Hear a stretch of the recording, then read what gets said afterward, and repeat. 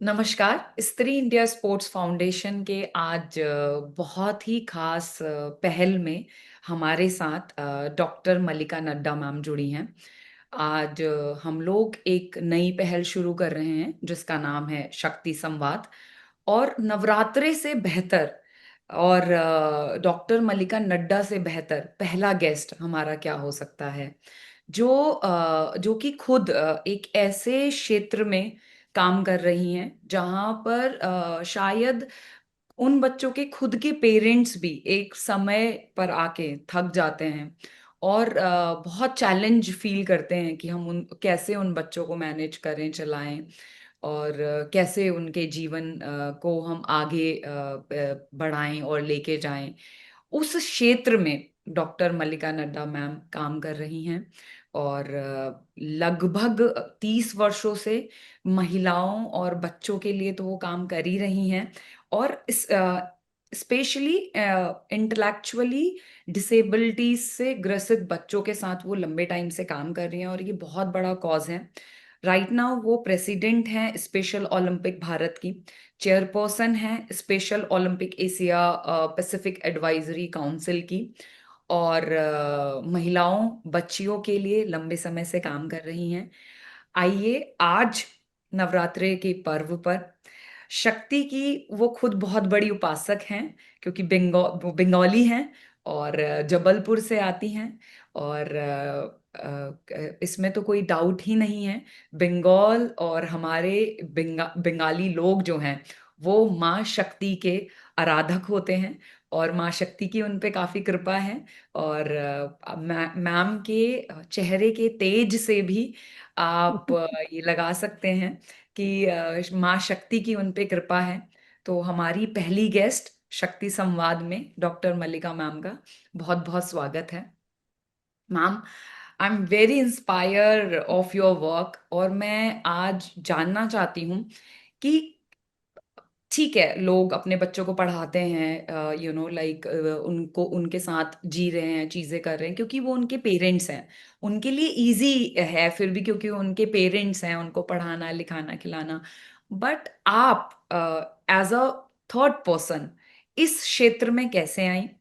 और खेल के क्षेत्र में स्पेसिफिकली क्योंकि आप जो हैं स्पेशल ओलंपिक भारत की प्रेसिडेंट हैं और इसमें हम पूरे वर्ष भर डिफरेंट डिफरेंट खेल आप खिलाते हैं।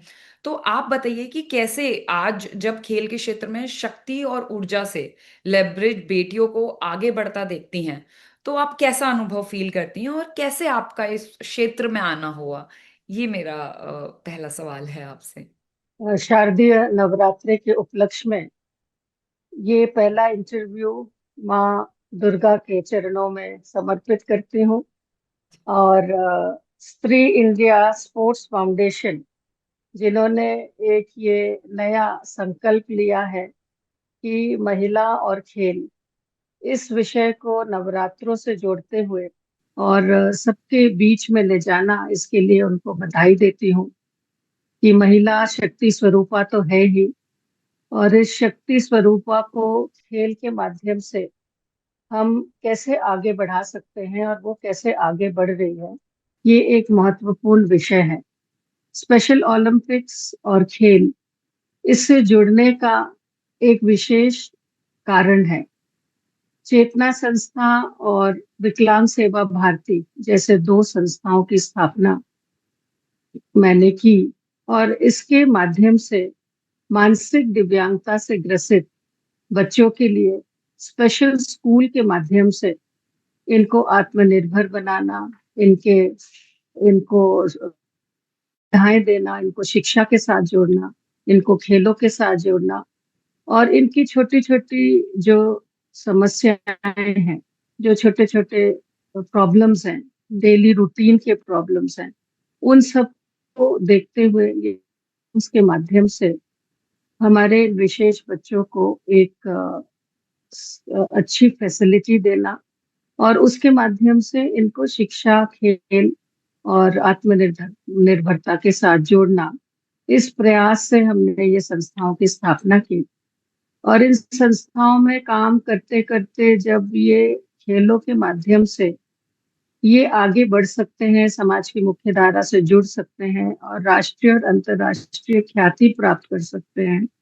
इस विषय की जानकारी मुझे मिली तो मैंने स्पेशल ओलंपिक्स हिमाचल प्रदेश की संरचना की और उसकी स्थापना की, और स्पेशल ओलंपिक्स हिमाचल प्रदेश के माध्यम से हिमाचल के दिव्यांगजन, हिमाचल के स्पेशल बच्चे नेशनल और इंटरनेशनल गतिविधियों में भाग कैसे लें, उसका प्रयास शुरू किया।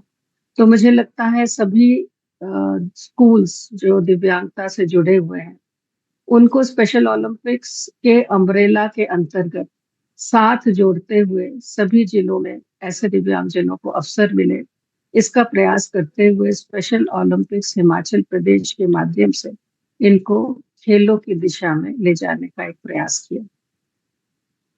मैम कितने ऐसे संस्था हैं, स्कूल हैं जो अभी आप। ये एक महत्वपूर्ण विषय है। स्पेशल ओलंपिक्स और खेल, इससे जुड़ने का एक विशेष कारण है। चेतना संस्था और विकलांग सेवा भारती जैसे दो संस्थाओं की स्थापना मैंने की, और इसके माध्यम से मानसिक दिव्यांगता से ग्रसित बच्चों के लिए स्पेशल स्कूल के माध्यम से इनको आत्मनिर्भर बनाना, इनके इनको सुविधाएं देना, इनको शिक्षा के साथ जोड़ना, इनको खेलों के साथ जोड़ना, और इनकी छोटी छोटी जो समस्याएं हैं, जो छोटे छोटे प्रॉब्लम्स हैं, डेली रूटीन के प्रॉब्लम्स हैं, उन सबको देखते हुए ये स्पेशल स्कूल्स के माध्यम से हमारे विशेष बच्चों को एक अच्छी फैसिलिटी देना, और उसके माध्यम से इनको शिक्षा, खेल और आत्मनिर्भर निर्भरता के साथ जोड़ना, इस प्रयास से हमने ये संस्थाओं की स्थापना की। और इन संस्थाओं में काम करते करते जब ये खेलों के माध्यम से ये आगे बढ़ सकते हैं, समाज की मुख्य धारा से जुड़ सकते हैं और राष्ट्रीय और अंतर्राष्ट्रीय ख्याति प्राप्त कर सकते हैं, इस विषय की जानकारी मुझे मिली तो मैंने स्पेशल ओलंपिक्स हिमाचल प्रदेश की संरचना की और उसकी स्थापना की, और स्पेशल ओलंपिक्स हिमाचल प्रदेश के माध्यम से हिमाचल के दिव्यांगजन, हिमाचल के स्पेशल बच्चे नेशनल और इंटरनेशनल गतिविधियों में भाग कैसे लें, उसका प्रयास शुरू किया। तो मुझे लगता है सभी स्कूल्स जो दिव्यांगता से जुड़े हुए हैं उनको स्पेशल ओलंपिक्स के अम्ब्रेला के अंतर्गत साथ जोड़ते हुए सभी जिलों में ऐसे दिव्यांगजनों को अवसर मिले, इसका प्रयास करते हुए स्पेशल ओलंपिक्स हिमाचल प्रदेश के माध्यम से इनको खेलों की दिशा में ले जाने का एक प्रयास किया। कितने ऐसे संस्था हैं, स्कूल हैं जो अभी आपके साथ जुड़े हैं, और पेरेंट्स को लगभग जैसे जो माएँ हैं उन क्या वो क्या फील करती हैं इमोशनली, क्योंकि आज नवरात्रे का पहला दिन भी है तो हम बात भी कर रहे हैं, तो मैं ये भी जानना चाहती हूँ कि उनको कैसा, क्या वो डिमोटिवेटेड होती है, क्या हमें उनको साइकोलॉजिकली भी कहीं मोटिवेशनल मोटिवेट करने की ज़रूरत है और समझाने की ज़रूरत है कि ये जो इंटेलेक्चुअल डिसेबिलिटीज़ है ये कोई बीमारी नहीं है, ये एक एक तरह वो एक तरह के लोग हैं और उनको एक तरह का ट्रीटमेंट हमें देने की ज़रूरत है सो दैट वो इंडिपेंडेंट बन सकें। तो पहले तो कितने स्कूल हैं, क्या उतनी अवेयरनेस है भारत में उस तरीके की? स्पेशल ओलंपिक्स भारत लगभग 33 प्रदेशों में कार्यरत है, और इन 33 प्रदेशों में जो स्पेशल स्कूल्स हैं प्रत्येक जिले में और प्रदेश के विभिन्न स्तरों में, ऐसे स्कूल और जो नॉर्मल स्कूल्स हैं जहाँ इंक्लूसिव एजुकेशन का सिस्टम है, उन स्कूलों को जोड़ते हुए स्पेशल ओलंपिक्स कार्य कर रहा है।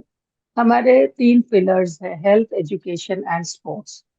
तो हेल्थ कैंप्स के माध्यम से जहां हम दूर दराज और ग्रामीण क्षेत्रों में ऐसे दिव्यांगजनों को चिन्हित करते हैं, हेल्थ कैंप्स में बुलाते हैं और इनको हेल्थ के माध्यम से एक सपोर्ट सिस्टम देने का प्रयास करते हैं, वहीं एक बार ये हमारे साथ जुड़ते हैं, फिर इनको हम आगे खेलों के दिशा में उनके असेसमेंट के माध्यम से ले जाते हैं।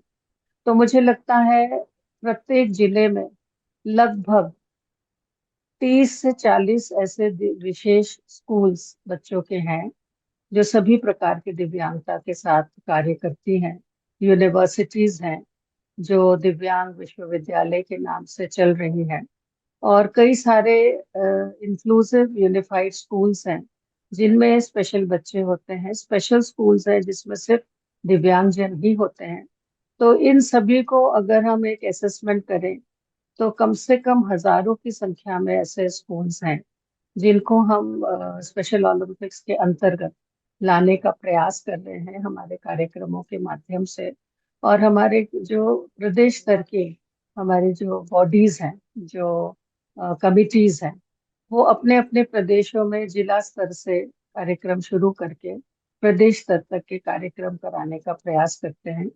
ओलंपिक्स शब्द से सबको ये एहसास हो ही जाता है कि ये विभिन्न प्रकार के खेल के फेडरेशन है। तो स्पेशल ओलंपिक्स में लगभग 26 types of games and sports का आयोजन हम करते हैं, जिसमें summer games and winter games, ये दोनों प्रकार के वर्ल्ड गेम्स का आयोजन होता है। और इन कार्यक्रमों में हमारे पूरे देश से खिलाड़ी नेशनल्स में पार्टिसिपेट करते हैं, और नेशनल से जो सिलेक्टेड एथलीट्स होते हैं वो वर्ल्ड गेम्स के लिए जाते हैं। तो एक विषय जो आपने रखा कि कितने संस्थाएं जुड़ी हैं, तो इस तरीके से हमारे special schools and normal schools special Olympics के अंतर्गत कार्य कर रही हैं।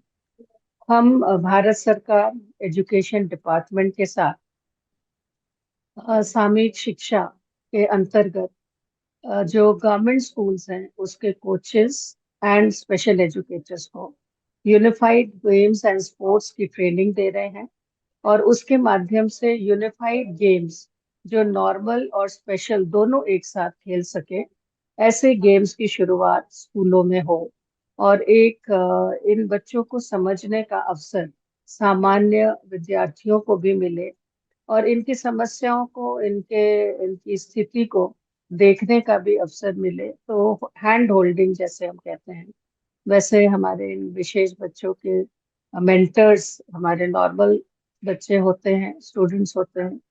तो इंक्लूसिव स्कूल प्रोग्राम्स के माध्यम से हम इस तरह के एथलीट लीडरशिप ट्रेनिंग प्रोग्राम्स चलाते हैं, जिसमें स्पेशल एथलीट, उनके साथ एक नॉर्मल एथलीट और एक मेंटर, ऐसे 3 लोगों का ग्रुप बनाते हैं, और इनको स्पेशल ट्रेनिंग दी जाती है कि आप ये स्पेशल एथलीट को कैसे हैंडल करेंगे। और फिर यूनिफाइड गेम्स की तरफ हम इनको आगे ले जाते हैं कि जो हमारे टीम गेम्स होते हैं उसमें नॉर्मल एंड स्पेशल ये साथ खेलते हैं। और स्पेशल ओलंपिक्स एकमात्र फेडरेशन है जिसमें इस तरह की एक व्यवस्था है यूनिफाइड गेम्स की, जहां नॉर्मल और स्पेशल साथ खेल सकते हैं। तो ये खेलों का विषय हुआ। अब आपने माताओं के संबंध में पूछा, तो माँ दुर्गा से मैं यही अ, आशीर्वाद इन माताओं के लिए मांगूंगी कि माँ दुर्गा इनको शक्ति दे, इनको साहस दे और इनको धैर्य दे, क्योंकि स्पेशली एबल्ड बच्चे और जो इंटेलेक्चुअली चैलेंज्ड बच्चे हैं, इनके प्रकार भी अनेक हैं, और एक एक बच्चा यूनिक है अपने आप में, और एक एक बच्चा अलग है दूसरे बच्चे से, और इनकी एबिलिटीज अलग हैं, इनकी डिसेबिलिटीज अलग हैं, इनके अपने हर चीज को व्यक्त करने का तरीका अपना है। और इनको समझाना, इनके साथ पूरा समय बिताना, इनका ध्यान रखना, और हर वक्त इनकी रक्षा सुरक्षा करते हुए आगे बढ़ना इन माताओं के लिए बहुत बड़ा चैलेंज है, और बहुत बड़ा कार्य है जो ये माताएं कर रही हैं।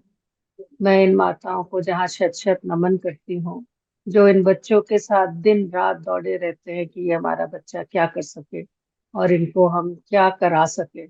चाहे फाइन आर्ट्स है, चाहे स्पोर्ट्स है, चाहे म्यूजिक है, चाहे डांस है, जो भी एबिलिटी जिस बच्चे को है, उसकी एबिलिटी को पहचानते हुए माँ ही है जो इन बच्चों के साथ संघर्ष करती है, आगे बढ़ती है, इनको साथ ले जाती है, और इनको बिल्कुल अपने सीने से लगा के चलती है।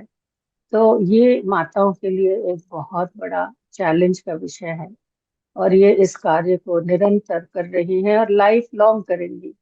ये नहीं है कि एक बच्चा 20 साल का हो जाता है, 25 साल का हो जाता है तो वो आत्मनिर्भर हो जाता है, लेकिन इन बच्चों को लाइफ लॉन्ग संभालना, इन बच्चों को देखना, और इन माताओं के लिए उनके बाद कौन संभालेगा, ये एक बहुत बड़ा प्रश्न चिन्ह होता है। मैम, जैसे गांव हैं, छोटे कस्बे हैं, वहां पर तो इतनी इन्फॉर्मेशन नहीं जाती है, और इन्फॉर्मेशन जो पहुंचती है वो भी टुकड़ों में पहुंचती है। शहरों में आपके पास पैसा भी है, आपके पास इन्फॉर्मेशन के माध्यम इजी हैं पहुंचना, इस तरीके के स्कूल्स भी आपके लिए हैं। गांव में जो बेटियां हैं, मान लीजिए किसी का ऐसा कोई बच्चा है जो कि महिला है, लड़की है, तो उनके लिए क्या सुविधाएं हैं, गांव तक कैसे हम पहुंच रहे हैं, या उन बच्चियों की क्या स्थिति है जो गांव और छोटे कस्बों में होती हैं, उनके लिए कैसे अपना चेतना संस्था काम कर रहा है, और आप लोग कैसे उन तक पहुंच रहे हैं, और उन माताओं और बहनों के लिए हम किस तरीके से और काम कर सकते हैं ताकि वो जो उनकी बच्चियां हैं उनको प्रोटेक्ट कर सके, एक प्रोटेक्टिव माहौल हम प्रोवाइड कर सके। चेतना संस्था जैसे हजारों संस्थाएं हैं जो पूरे देश में तो दिव्यांगता के क्षेत्र में काम कर रही हैं, और विशेष रूप से जो महिलाएं हैं, जो लड़कियां हैं, जो बेटियां हैं, जो मानसिक दिव्यांग हैं, अ, उनके साथ बहुत गलत भी कई बार होता है, एक्सप्लॉइटेशन होती है। उनको ले आते हैं और फिर ये गुम हो जाती है, उनको पता नहीं लगता है कि कहाँ से आई थी ये। तो ऐसे बहुत सारे केसेस जो आप रेसिडेंशियल स्कूल्स हैं डिफरेंटली एबल्ड के और विशेष रूप से मानसिक दिव्यांगजनों के, इनमें ऐसे बहुत सारी बेटियां मिलती हैं जिनको घर से लाया होता है, और फिर वो पता नहीं चलता है, जब उनको लगता है कि ये मानसिक रूप से ठीक नहीं है फिर उनको छोड़ देते हैं। तो इस तरह से एक्सप्लॉइटेशन भी होता है, और समाज में भी कई बार इनको कुछ समझ नहीं आता है और इनके साथ गलत भी होता है। तो संस्थाएं तो अपनी तरफ से अवेयरनेस के कार्यक्रम करती हैं। स्वास्थ्य विभाग भी अपने दृष्टि से आइडेंटिफिकेशन का काम करता है, जिसमें जो हमारे सेवा का कार्य कर रही हैं, जो माता और बच्चे के स्वास्थ्य की चिंता करती हैं, ऐसे जो सहयोगी हैं, आशा वर्कर हैं, वो इस कार्य को 1 साल तक के बच्चे के लिए कर रही हैं। सिमिलर जो आंगनवाड़ी वर्कर्स हैं, फिर उनकी जिम्मेवारी आ जाती है कि अगर समाज में, गांव में कोई इस तरह का दिव्यांग व्यक्ति है तो उनको मेडिकल फैसिलिटीज प्रोवाइड करें या उनको ऐसी संस्थाओं के साथ जोड़े। और इसके अलावा पंचायतों में भी ये मैंडेटरी है कि दिव्यांग जनों के आइडेंटिफिकेशन का और इनके मेडिकल फैसिलिटी के लिए उनको कार्य करना अनिवार्य है।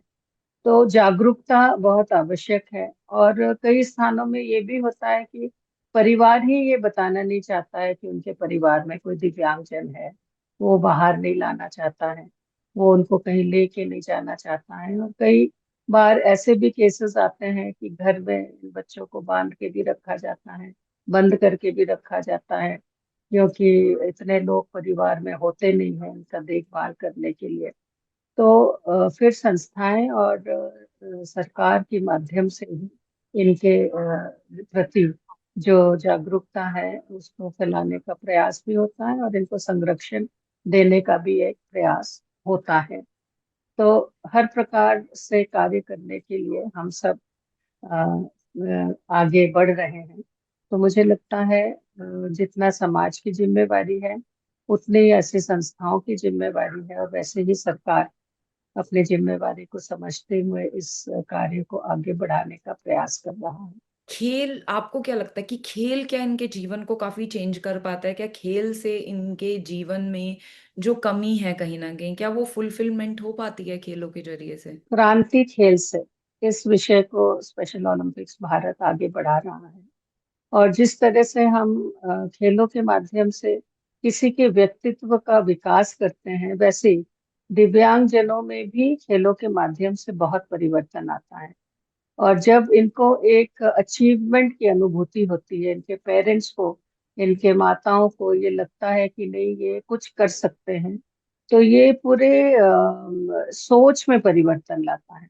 और सिर्फ माता और बच्चे के लिए ही नहीं, लेकिन समाज के सोच में भी इससे परिवर्तन आता है कि ये बच्चा बेकार नहीं है, ये बच्चा पढ़ नहीं सकता है, लेकिन ये खेलों में आगे बढ़ सकता है, ये म्यूजिक में आगे बढ़ सकता है, ये आर्ट एंड क्राफ्ट पेंटिंग में आगे बढ़ सकता है। तो इसलिए हम हमेशा कहते हैं इनकी एबिलिटीज को पहचानिए हैं, और इनके एबिलिटीज को पहचानते हुए इनको आगे बढ़ाने का प्रयास करें। तो ऐसा परिवार भी कर रहे हैं, संस्थाएं भी कर रही हैं। और इनके abilities, not their disabilities, but recognise their abilities, इसको हम हाईलाइट करते ही रहते हैं। कोई ऐसी महिला खिलाड़ी, स्पेशल महिला खिलाड़ी जो आपके लिए प्रेरणादायक है, और कोई ऐसी प्रेरणादायक कहानी जो आपको लगा हो कि ये कहानी सभी व्यूअर को पता होना चाहिए और पूरे भारतवर्ष को पता होना चाहिए? कोई ऐसी महिला खिलाड़ी की प्रेरणादायक कहानी? हमारे वर्ल्ड समर गेम्स बर्लिन में 3 गोल्ड मेडलिस्ट साइकिलिंग में जिसने हासिल किया था, वो हम सबके लिए एक प्रेरणादायी कहानी उसकी बनती है। वो दिल्ली से है, हमारी वो बिटिया, उसका शिवानी उसका नाम है। और इनके इनकी माँ भी मानसिक दिव्यांग है। मामा मामी ने इनको संभाला हुआ है। और ये बच्ची दिल्ली स्टेट की साइकिलिंग में इसने भाग लिया, और बर्लिन गेम्स में हमारी गोल्डन गर्ल के रूप में इसको हम पुकारते हैं। वाह। ये फिजिकली स्ट्रांग है, लेकिन इसके स्पीच की प्रॉब्लम है, और समझ में भी प्रॉब्लम है। +2 तक पढ़ाई की है। और इसके जो मामा मामी थे, इन्होंने इसको आगे खेल की तरफ प्रोत्साहित भी किया, और ये स्पेशल ओलंपिक्स के इसके साथ जुड़ के इसने खेलों में भाग भी लिया। और आज वो ललित होटल में हॉस्पिटैलिटी सेक्टर में काम कर रही है, जो स्पेशल ओलंपिक्स के माध्यम से एक प्लेसमेंट का प्रयास हम कर रहे हैं कि जो हमारे मेडलिस्ट खिलाड़ी हैं, जी। इनको हम कैसे आत्मनिर्भर बनाएं। और आफ्टर मेडल व्हाट, ये एक प्रश्न फिर पेरेंट्स के दिमाग में रहता है कि अब जी। इन्होंने मेडल हासिल कर लिया, अब क्या होगा। तो बिल्कुल। जहां सरकार इन्हें कैश अवार्ड से सम्मानित कर रही है, और 20 लाख तक गोल्ड मेडलिस्ट को एक अवार्ड राशि प्राप्त हो रही है, वहीं हम ये प्रयास कर रहे हैं कि इनको कैसे हम आत्मनिर्भर बनाएं, और रोजगार के साथ इनको कैसे जोड़े। तो एक ये सफलता की कहानी शिवानी की हमारे बीच में है। और एक चेतना संस्था से हमारी बिटिया है, जो खुद माँ है, और वो अल्पाइन स्कीइंग में ट्यूरिन इटली में गई, और वहाँ ब्रॉन्ज मेडल प्राप्त करके वापस आई। एक सिल्वर एक ब्रॉन्ज, ये 2 मेडल्स उसने प्राप्त किए। और खुद मानसिक दिव्यांग होके, एक माँ होके, उसने ये अचीवमेंट उसकी हुई। गांव में उसका बहुत भव्य स्वागत हुआ, और पूरे परिवार ने उसके इस अचीवमेंट को सराहा। और एक अवेयरनेस डेफिनेटली इनके माध्यम से गांव में, शहर में, हर जगह आ रहा है कि इनको हमें घर से बाहर निकालना है, इनको अवसर देना है, मौका देना है, और आगे उड़ान भरने के लिए इनको अवश्य मौका दें। मैम, जहाँ आजकल इतनी दिखावटी दुनिया है और सोशल मीडिया का कंप्लीटली जमाना है, और लोग अपीयरेंस और उनके बैकग्राउंड से किसी से बात करते हैं, आप 30 सालों से लगातार ये काम कर रही हैं, और ये काम एक नॉर्मल सामाजिक काम नहीं है जो हम इसको और क्षेत्रों के साथ नहीं जोड़ सकते, काफी डिफिकल्ट काम है, और लगातार 30 सालों से आप काम कर रही हैं। कभी थकान नहीं होती? कभी आप सोचती नहीं है कि ठीक है अब let me take a rest, या कोई बहुत बड़ा गोल आप लेके चल रही हैं? देखिए, इन बच्चों की जब मुस्कान हम देखते हैं, और ये बच्चे जब दौड़ के आके मेरे से गले मिलते हैं, तो ये सब थकान खत्म हो जाती है। और इनको देख के ऐसा लगता है कि इनके लिए हम और क्या करें। तो जब हम ऐसे क्षेत्र में काम करते हैं और इनके अपने इश्यूज को देखते हैं, इनके पेरेंट्स की समस्या को देखते हैं, तो हर व्यक्ति को यही लगता है कि हम ज्यादा से ज्यादा वक्त इनके लिए निकालें और ज्यादा से ज्यादा कार्य इनके लिए करें। तो मुझे भी ऐसा ही लगता है कि जब ईश्वर ने हमें एक स्थान दिया है, तो इस स्थान में अगर मैं हूँ, तो गवर्नमेंट के पॉलिसी मैटर्स से लेके और पंचायत लेवल तक और आंगनबाड़ी लेवल तक हम कैसे इस कार्यक्रम को पहुंचा सकते हैं, जिससे अधिक से अधिक ऐसे दिव्यांगजनों का सहयोग हो सके और ये अपनी एबिलिटीज के हिसाब से आगे बढ़ सके। 21 प्रकार की दिव्यांगता पीडब्ल्यूडी एक्ट के तहत डिक्लेयर की गई है, और इन 21 प्रकार की दिव्यांगता के क्षेत्र में कार्य करना भी एक बहुत बड़ा कार्य है, जो शायद सामान्य लोगों को पता भी नहीं होगा कि किस प्रकार की दिव्यांगता क्या क्या है। जिसमें मस्कुलर डिस्ट्रॉफी एक बहुत भयंकर डिसेबिलिटी है, जो एक सामान्य व्यक्ति अचानक मसल फेलियर की वजह से दिव्यांग हो जाता है और उसका पैर भी नहीं चलता, हाथ भी नहीं चलता है, और वो बिल्कुल व्हील चेयर पे आ जाता है। वैसे ही सिकल सेल डिसऑर्डर के पेशेंट्स है, थैलेसीमिया के बच्चे हैं जिनको रेगुलर खून चढ़ाना पड़ता है, ब्लड ट्रांसफ्यूजन करना पड़ता है। ऐसे एक एक डिसेबिलिटी के ऊपर अगर हम स्टडी करें या इसमें कार्य करने के लिए आगे बढ़े, तो मुझे लगता है ऐसे बहुत ज्यादा काम है जो समाज को आगे बढ़ के करने की आज आवश्यकता है। बिल्कुल। और सब जगह माताएं ही हैं जो सफर करती हैं, जहाँ भी ये प्रॉब्लम है वहाँ माताएं हैं जो सबसे ज्यादा आगे बढ़ के संभालती भी हैं, और मानसिक रूप से भी प्रेशर में रहती हैं, शारीरिक रूप से भी और आर्थिक रूप से भी। उनको संभालना करना बहुत आसान काम नहीं होता है। तो मुझे लगता है समाज के प्रत्येक वर्ग को आगे बढ़ के इनका हाथ थामना चाहिए। ईच वन रीच वन का एक मकसद लेके हम आगे बढ़ रहे हैं कि प्रत्येक व्यक्ति अगर एक ऐसे व्यक्ति का हाथ थामे, तो वो दिन दूर नहीं होगा जब हम ऐसे दिव्यांग जनों के लिए सहयोगी बनेंगे और इनको आत्मनिर्भर बनाने में अपना योगदान देंगे। मैम, अगले 5 वर्षों में जो स्पेशल ओलंपिक्स भारत के बड़े लक्ष्य क्या हैं? 5 साल जैसे हम आगे देखते हैं, तो क्या हमने ऐसे कुछ अपने बड़े लक्ष्य तय करे होंगे? स्पेशल ओलंपिक्स भारत अभी एथलीट रजिस्ट्रेशन प्रोग्राम को आगे बढ़ाते हुए, जहां हम इस वर्ष 1 लाख एथलीट्स को पूरे देश में रजिस्टर करेंगे, वहीं अगले 5 सालों में लगभग 5 लाख एथलीट्स हमारे साथ रजिस्टर हों, हमारे प्रोग्राम के साथ जुड़े और खेलों के माध्यम से वो समाज की मुख्य धारा से जुड़े, एक इंक्लूसिव प्रोग्राम के तहत वो हमारे समाज के साथ जुड़ के आगे बढ़ सके। स्कूलों में इंक्लूजन थ्रू स्पोर्ट्स हम इसको आगे बढ़ा सकें, और वर्ल्ड गेम्स हमारे देश में हो, इसका हमारा लक्ष्य जरूर है कि आगामी वर्षों में, आने वाले वर्षों में, जहां हम ओलंपिक्स की तैयारी कर रहे हैं, वही स्पेशल ओलंपिक्स जैसे भी वर्ल्ड गेम्स हम अपने देश में करा सकें और एक्सेसिबल भारत बने। और एक्सेसिबिलिटी हमारे लिए एक बहुत प्रमुख मुद्दा भी है और कार्य भी है, जो हम सबको मिलके करने की आज जरूरत तो इसका मतलब क्या भारत दिव्यांग खेलों में ग्लोबल पावर बन सकता है, आप ये कहना चाहती हैं? है। देखिए, भारत की जो जनसंख्या है और जो परसेंटेज ऑफ डिसेबिलिटी उस जनसंख्या के हिसाब से, अगर हम 3% of the population is disabled मानते हैं, और अब 21 टाइप्स ऑफ डिसेबिलिटी को ले, तो 5% ऑफ द पॉपुलेशन को अगर डिसेबिलिटी की कैटेगरी में लाते हैं, तो निश्चित ही भारत देश सबसे बड़ा और सबसे महत्वपूर्ण योगदान डिसेबिलिटी गेम्स में दे सकता है, और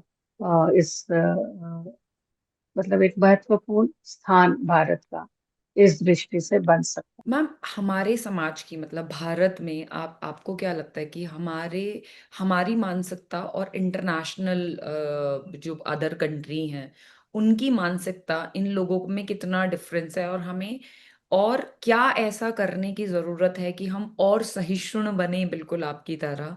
और ये भी एक मैसेज मुझे लगता है आपकी तरफ से जाना चाहिए। देखिए, विश्व में अगर हम परसेंटेज ऑफ पॉपुलेशन उनका देखें और उस परसेंटेज ऑफ पॉपुलेशन में दिव्यांगों का परसेंटेज देखें, तो वो बहुत कम है। और दूसरी बात है, दूसरे देशों में जो स्टेट है, जो गवर्नमेंट है, वो इनकी रिस्पॉन्सिबिलिटी लेती है। तो उस प्रकार से इनको, हर दिव्यांगजन को जहाँ एक समानता की दृष्टि से भी देखा जाता है, उनको समान अवसर भी दिए जाते हैं, और उनको उस तरह के केयर टेकर्स भी दिए जाते हैं जो इन दिव्यांगजनों को ध्यान से रखें और देखें। इसके साथ साथ स्कूलों में भी वैसी फैसिलिटीज हैं कि हर प्रकार के दिव्यांगजन स्कूलों में जाते हैं, तो उनके अध्ययन का और उनके डेवलपमेंट का स्कोप होता है।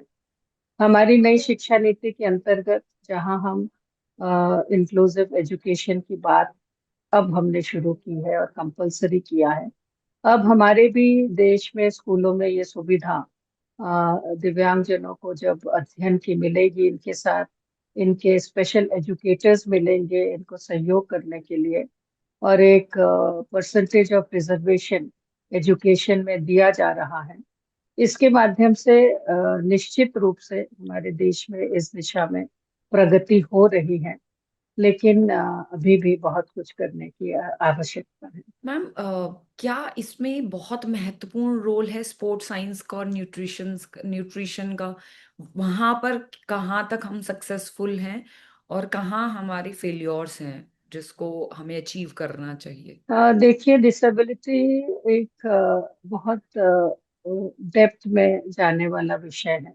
इसके कारण को समझने का विषय है, और कारण कई होते हैं डिसेबिलिटी के, जिसको जानने के बाद ही क्या क्या हो रहा है और क्या होना चाहिए, इस गैप को हम समझ सकते हैं।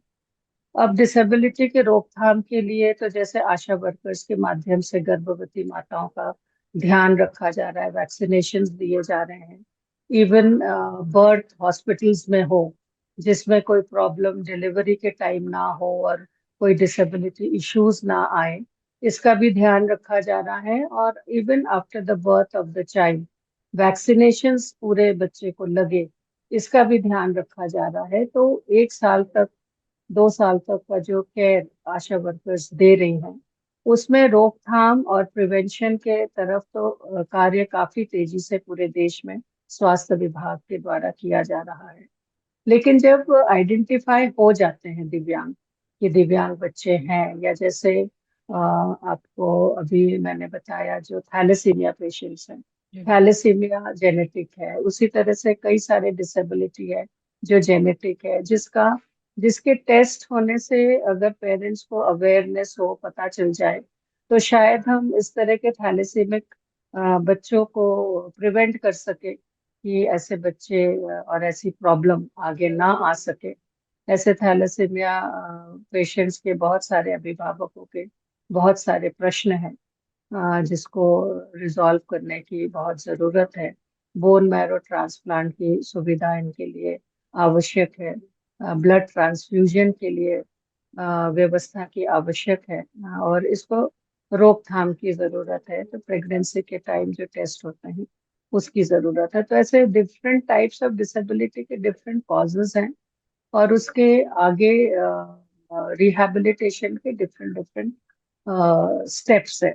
तो कुल मिला के हम डिसेबिलिटी सेक्टर में एक department of disability and rehabilitation मंत्रालय की आज बहुत आवश्यकता है, जो इतने प्रकार के डिसेबिलिटी के साथ कार्य कर सके और इसको हम रिहैबिलिटेशन की फैसिलिटीज प्रोवाइड कर सके।